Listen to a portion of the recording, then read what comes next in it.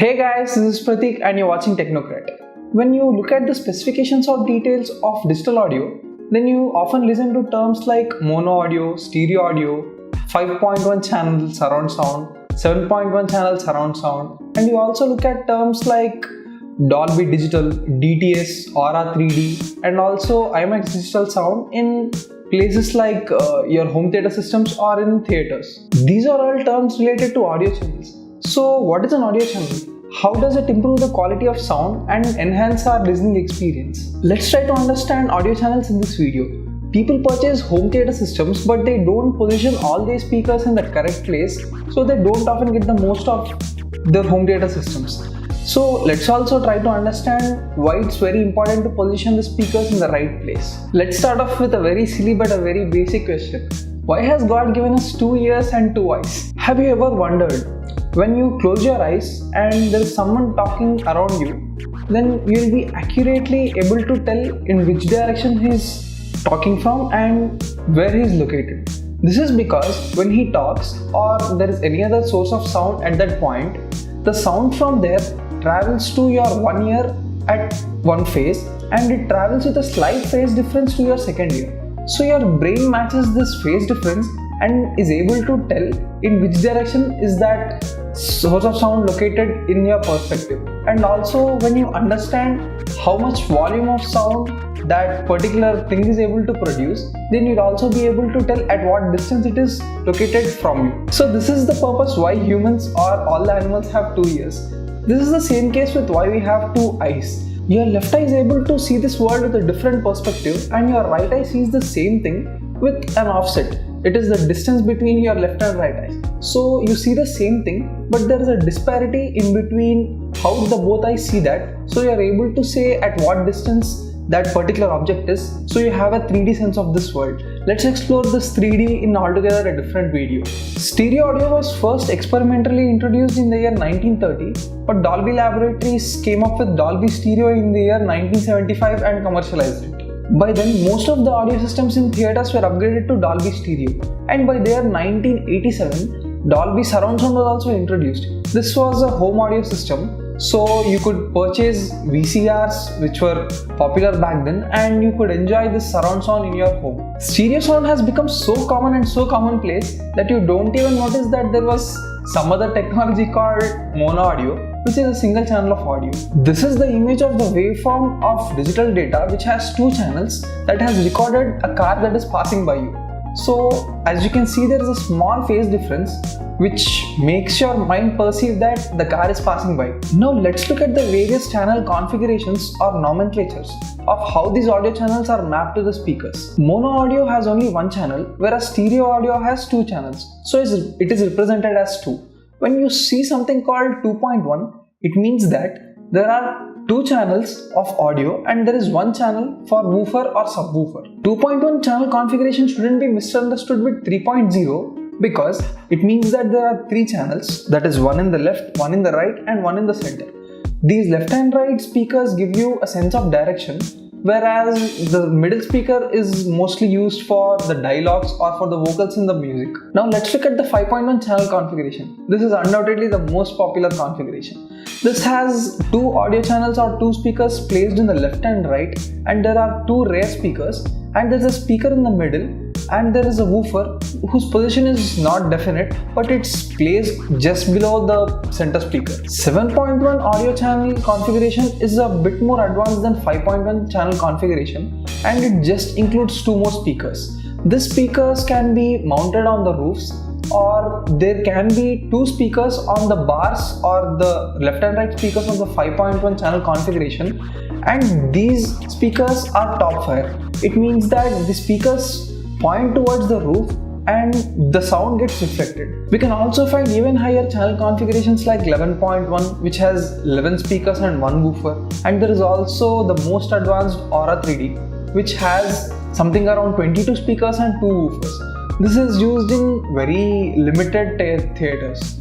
This channel configuration for the digital audio makes it clear that there has to be equal number of channels for the digital audio and there has to be equal number of speakers for the home theater system or the sound system which we are using. So what if the number of channels are more than the number of speakers that are available? How do this different number of speakers become compatible with different audio channels? It is because of the matrix matching technique. What happens here is, if there are more number of channels than the available speakers, then few channels are cut down, or if there are more number of speakers than the available channels, then there are few filtering techniques with which you differentiate different frequencies and send them through the speakers. Now let's get to the real part. This is what has excited me to make this video. It is the positioning of the speakers and mapping the right speakers to the right audio channels. When you install your home theater system, then you get 5 speakers and there's a woofer. So the name of the speaker is written behind it, like left, right, center, rear left and rear right, and there are very clear color codings mentioned for those plugs and sockets. So make sure that you plug the right plug into the right socket, or else you'll have a distorted sound experience. At first, let's add the left speaker and the right speaker. These speakers help you get a sense of direction. Next, let's add the center speaker. As I've already said, this helps you only listen to those vocals in the music or those dialogues.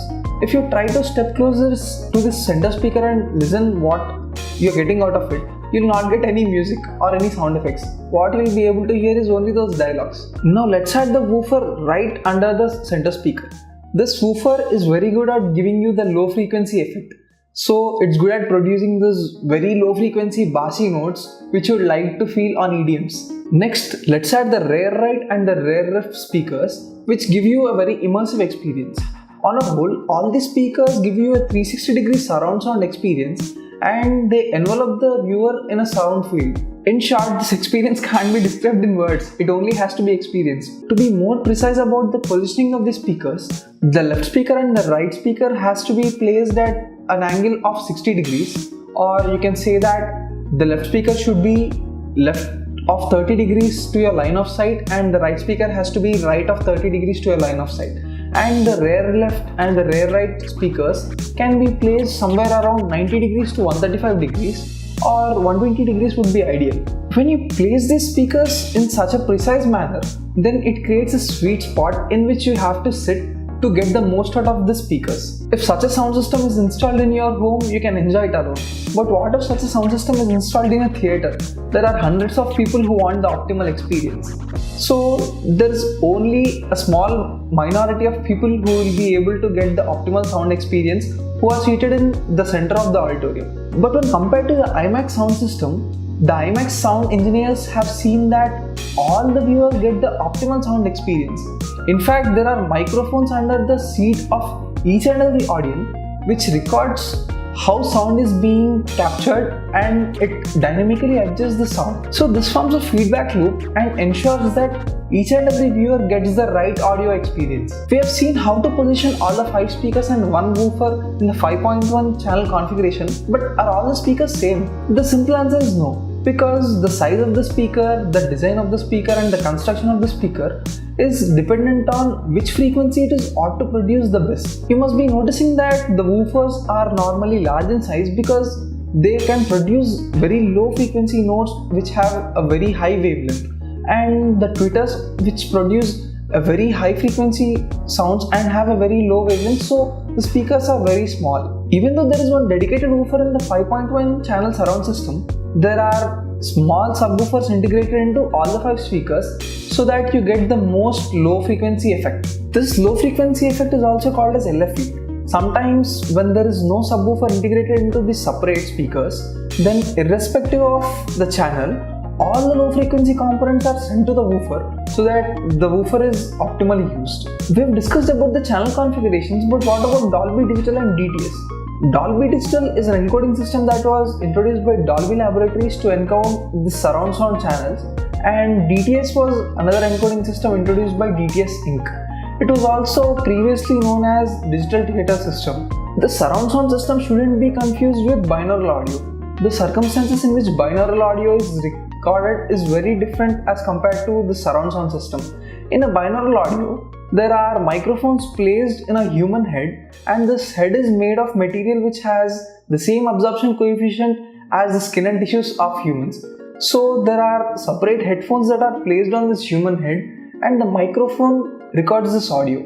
So this records the audio that is very similar to what the person would hear if he was there. So the next time you see anyone purchasing a new home theater system, tell them that positioning the speakers is very important. I really get annoyed when people place all these speakers in a row as if they were some decorative articles. This video is part of the series Understanding Audio. I've also made few other good videos in this series like noise cancellation, why do we love bass, what are the different file formats, and how is audio compressed. Do watch all of those if you want to have a better understanding of audio. Subscribe to Technocrat if you haven't yet subscribed and turn on the notifications to never miss an update from us. I'm glad that you wanted to learn something new today and I hope you have learned something new from this video. Always believe in science and make the best possible use of technology. Thanks for watching. Bye bye.